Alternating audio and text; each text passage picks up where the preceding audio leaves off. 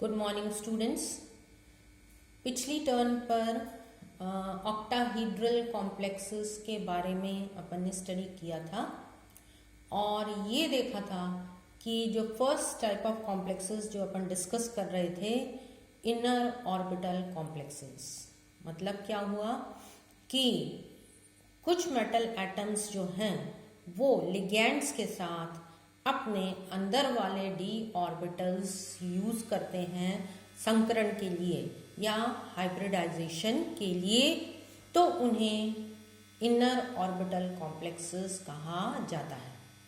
अगर first transition series में अपन देखें तो 3D ऑर्बिटल्स जो हैं वो इनर की तरफ उपस्थित होते हैं और इसलिए 3D 4s और 4p ऑर्बिटल्स हाइब्रिडाइजेशन के लिए यूज में लिए जाते हैं।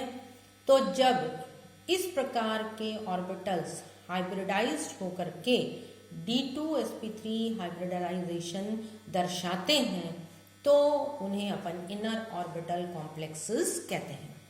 अब अलग अलग साइंटिस्ट ने इनके अलग अलग नाम दिए थे, जैसे लो स्पिन या स्पिन पेयर्ड। इसके कारण पिछली बार अपन ने डिस्कस कर लिए कि इन्हें लो स्पिन या स्पिन पेयर्ड कॉम्प्लेक्सेस क्यों कहा जाता है। अब अपने को ये डिस्कस करना है कि कौन कौन से विन्यास वाले या कॉन्फ़िगरेशन वाले मेटल आयंस या एटम्स जो हैं वो इनर ऑर्बिटल ऑक्टाहीड्रल कॉम्प्लेक्सेस दर्शाएंगे या फॉर्म करेंगे। तो सबसे पहली जो कंडीशन थी ऑक्टाहीड्रल कॉम्प्लेक्सेस की वो ये थी कि Eg ऑर्बिटल्स जो कि एक्सिस के ऊपर उपस्थित होते हैं dx2-y² और dz² खाली होने चाहिए, तभी ये d ऑर्बिटल्स जो हैं ये s और p के साथ संकरित होकर के D2sp3 हाइब्रिडाइजेशन दर्शाएंगे। अब अपन ये देखते हैं कि जैसे कि यहाँ पर मैंने दर्शाया हुआ D1 से लेके D7। अब यहाँ पर D0 वाले कॉन्फ़िगरेशन वाले भी मेटल एटम्स हैं, मेटल आयंस जो होते हैं, इनमें भी D0 का मतलब D में कोई ऑर्बिटल नहीं है, तो T2g ऑर्बिटल्स और Eg ऑर्बिटल्स दोनों खाली होते हैं। यहाँ पर मेन फोकस किस पे है? Eg ऑर्बिटल्स पर। तो Eg ऑर्बिटल्स अपने को खाली होने चाहिए। तो D1 से लेकर के और D4 तक अगर अपन देखें या D3 तक अगर अपन देखें तो अपने को ये प्राप्त होता है कि Eg ऑर्बिटल्स इन कॉन्फ़िगरेशन में खाली होते हैं और ये आसानी से s और p के साथ हाइब्रिडाइज्ड होकर के इनर ऑर्बिटल कॉम्प्लेक्सेस फॉर्म कर सकते हैं। जैसे कि यहाँ पर मैंने कुछ एग्जाम्पल्स दर्शाए हुए हैं। स्कैंडियम +3, टाइटेनियम +4 और वेनेडियम +5, ये D0 केसेस हैं। D में कोई भी इलेक्ट्रॉन या उपस्थित नहीं होता, इसलिए इनका विन्यास D0 होता है। तो D0 में अपने को जो Eg ऑर्बिटल्स हैं ये दोनों खाली प्राप्त होते हैं और संकरण करके D2sp3 संकरण प्राप्त किया जा सकता है।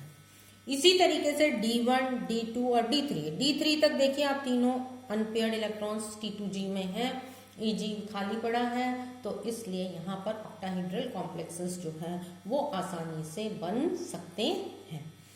अब इन केसेस में अगर अपन ये देखें कि मेटल आयंस की मैग्नेटिक प्रॉपर्टीज क्या हो सकती हैं, तो यहाँ पर जितने अनपेयर्ड इलेक्ट्रॉन्स मेटल आयन में हाइब्रिडाइजेशन से पहले उपस्थित हैं, अनपेयर्ड इलेक्ट्रॉन्स, ठीक है, अनपेयर्ड का मतलब अयुग्मित इलेक्ट्रॉन्स, हाइब्रिडाइजेशन से पहले, अब ये संकरण नहीं हुआ है और यहाँ पर D0 अगर केस लेते हैं तो कोई भी अनपेयर्ड इलेक्ट्रॉन यहाँ पर उपस्थित नहीं है।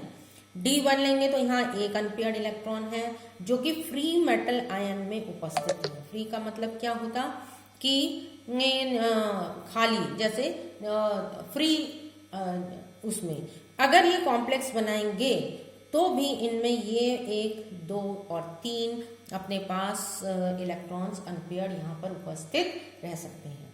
तो इसलिए metal ion, free metal ion और कॉम्प्लेक्स मेटल आयन, जब भी कॉम्प्लेक्स में जब मेटल आयन पार्टिसिपेट करेंगे तो नंबर ऑफ अनपेयर्ड इलेक्ट्रॉन्स जो हैं वो सेम रहते हैं। तो मैग्नेटिक प्रॉपर्टी जो अपन ज्ञात करते हैं, ये मैग्नेटिक प्रॉपर्टी अपन किससे ज्ञात करते हैं? अपन म्यू से ज्ञात करते हैं। तो जब मैग्नेटिक प्रॉपर्टी अपन म्यू से ज्ञात करते हैं तो फ्री आयन और कॉम्प्लेक्स आयन में मैग्नेटिक मोमेंट जो है वो समान प्राप्त होता है। कौन सी केसेस में? D0 से D3 तक ये इस तरीके से प्राप्त होता है। अब सिचुएशन जो आती है वो D4 की आ रही है। सपोज अब अपने पास D4 कन्फिग्रेशन उपस्थित है। अब D4 में एक इलेक्ट्रॉन जो है वो Eg ऑर्बिटल में होता है और बाकी 3 इलेक्ट्रॉन्स जो हैं वो T2g ऑर्बिटल में उपस्थित होते हैं। तो सबसे आसान तरीका Eg ऑर्बिटल को खाली करने का क्या है कि ये वाला जो इलेक्ट्रॉन है ये पेयर्ड हो जाए, पेयर्ड मतलब युग्मित हो जाए T2g ऑर्बिटल्स के इलेक्ट्रॉन्स के साथ। तो इस केस में यदि ये इलेक्ट्रॉन पेयर्ड हो जाता है तो now the number of unpaired electrons जो कि कॉम्प्लेक्स में होंगे वो भिन्न हो जाते हैं फ्री आयन के अनपेयर्ड इलेक्ट्रॉन्स की संख्या से, और तब ये D2sp3 संकरण अपने को प्राप्त हो सकता है। तो इस केस में मैग्नीज +3 और क्रोमियम +2 में आप देखें D4 कन्फिग्रेशन है, विन्यास है। फ्री आयन में यहाँ पर 4 अनपेयर्ड इलेक्ट्रॉन्स अपने पास उपस्थित हैं, जिसमें से 3 T2g में है और 1 Eg में है। अब यदि संकरण अपने को D2sp3 चाहिए तो यहाँ पर Eg ऑर्बिटल्स वेकेंट होने चाहिए। और आपको रीजन पता है कि ये वेकेंट क्यों होने चाहिए? क्योंकि यहाँ पर लिगैंड जो है वो अपने लोन पेयर ऑफ इलेक्ट्रॉन्स या इलेक्ट्रॉन पेयर जो है वो मेटल एटम को डोनेट करेगा। हर लिगैंड से 2 इलेक्ट्रॉन्स आएंगे और एक ऑर्बिटल में मैक्सिमम कैपेसिटी ऑफ इलेक्ट्रॉन 2 ही होती है, इसलिए वेकेंट ऑर्बिटल यहाँ पर उपस्थित होने का जरूरी है। तभी मेटल एटम और लिगैंड के ऑर्बिटल्स संकृत जो ऑर्बिटल्स हैं मेटल के और लिगैंड के जो ऑर्बिटल्स हैं वो ओवरलैपिंग करेंगे और लिगैंड और मेटल के बीच का बंध बनेगा। ठीक है, तो यहाँ पर अब ये फ्री मेटल आयन में देखिए 4 अनपेयर्ड इलेक्ट्रॉन्स हैं, तो म्यू जो अपने आएगा, मैग्नेटिक मोमेंट जो आएगा वो 4 अनपेयर्ड इलेक्ट्रॉन्स के बराबर आएगा। जबकि यदि कॉम्प्लेक्स में अपन देखते हैं, जब मेटल एटम की कॉम्प्लेक्स बन जाती है तो यहाँ पर केवल 2 अनपेयर्ड इलेक्ट्रॉन्स प्राप्त होते हैं। तो इसका मतलब म्यू का मान 4 से कम होकर के कितने पे हो गया? 2 अनपेयर्ड इलेक्ट्रॉन्स के बराबर हो गया। तो इस तरीके से D4 वाले विन्यास के जो कॉम्प्लेक्सेस बनेंगे, मेटल एटम का जो D4 विन्यास है वो जब भी ऑक्टाहेड्रल कॉम्प्लेक्सेस बनाएंगे तो उनको इलेक्ट्रॉन का रीएडजस्टमेंट करना पड़ेगा। अब ये इलेक्ट्रॉन का जो रीएडजस्टमेंट है वो 3 तरीके से हो सकता है, जिसमें पहला मैंने बताया कि पेयरिंग हो सकती है। दूसरा क्या हो सकता है कि ये इलेक्ट्रॉन अगर पेयर्ड नहीं हो रहा तो ये इलेक्ट्रॉन बाहरी d ऑर्बिटल में अपन शिफ्ट कर सकते हैं, या मेटल एटम इस d इलेक्ट्रॉन को बाहरी ऑर्बिटल में शिफ्ट कर सकता है। और तीसरा ऑप्शन क्या है? यदि ये भी पॉसिबल नहीं है तो ये अनपेयर्ड इलेक्ट्रॉन ऐसे के ऐसे ही रहें और मेटल आयन जो है या एटम जो है वो बाहरी d ऑर्बिटल्स को हाइब्रिडाइजेशन के लिए यूज कर सकते हैं।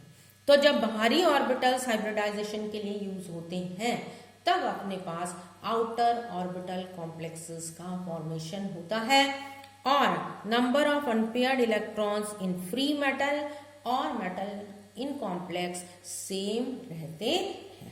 तो इनके जो एग्जाम्पल्स हैं, 3 कंडीशंस के जो एग्जाम्पल्स हैं, इनर, आउटर और जंपिंग ऑफ इलेक्ट्रॉन्स, ये एग्जाम्पल्स अपने को स्टडी करने हैं जो कि अपन नेक्स्ट टर्म पर स्टडी करेंगे।